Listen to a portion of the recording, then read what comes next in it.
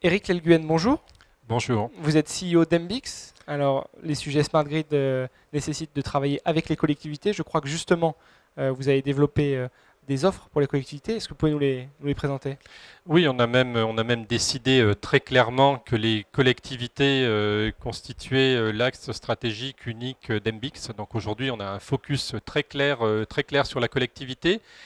La collectivité qu'on va finalement essayer d'accompagner dans tout son cycle de vie énergétique, donc l'accompagner en phase amont, en phase de conception d'un écoquartier, en phase de définition de son plan stratégique énergie, qu'on va ensuite accompagner dans la mise en place de solutions, c'est par exemple ce qu'on peut faire sur le projet EasyGrid, et enfin qu'on va accompagner en étant opérateur de services énergétiques. Et c'est vraiment ce cercle vertueux qu'on veut mettre en place au service de la collectivité, en tirant profit ensuite de ce qu'on aura appris comme opérateur de service pour concevoir mieux demain les écoquartiers, la ville énergétique de demain. D'accord, alors dans cette démarche, est-ce que vous avez déjà des projets qui sont en cours, des accompagnements qui sont en place? Alors, je citerai quelques exemples. Le premier, c'est la charte Smart Grid réalisée pour la Chambre de commerce et d'industrie de Nice. Donc, Embix était un des acteurs qui a contribué à la réalisation de cette charte.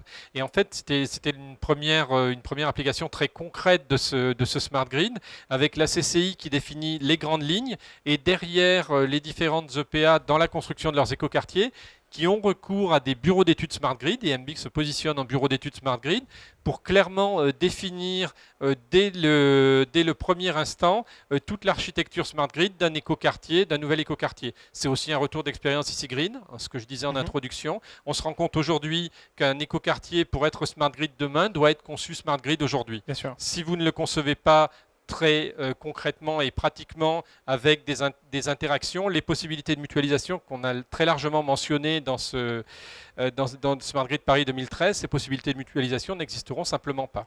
Très bien. Est-ce que cela concerne des collectivités uniquement françaises ou une dimension européenne? Alors, ça concerne des collectivités à l'échelle aussi européenne, voire internationale, puisqu'Embix a aussi vocation à se développer à l'international sur des pays bien ciblés et en utilisant d'ailleurs ses actionnaires pour pénétrer des marchés qui pourraient être difficiles pour une start-up. Ceci étant, il faut bien prendre conscience que le discours Smart Grid, pour être cohérent, demande une parfaite compréhension non seulement de la technologie, mais aussi de la logique réglementaire. On peut faire du Smart Grid en ayant le même discours de Tokyo à Stockholm, en passant par San Francisco et puis tenir le même à Paris. C'est une façon de faire du Smart Grid et vous aurez des dollars sur Smart Grid Paris 2013. Nous, on croit vraiment à cibler un certain nombre de pays, un certain nombre de problématiques réglementaires pour bien les comprendre et faire les bons choix. Des réglementations et puis peut-être une culture locale aussi de l'énergie, de la consommation d'énergie. Tout à fait. Donc réglementation, c'est un aspect du problème. La culture locale est un autre aspect.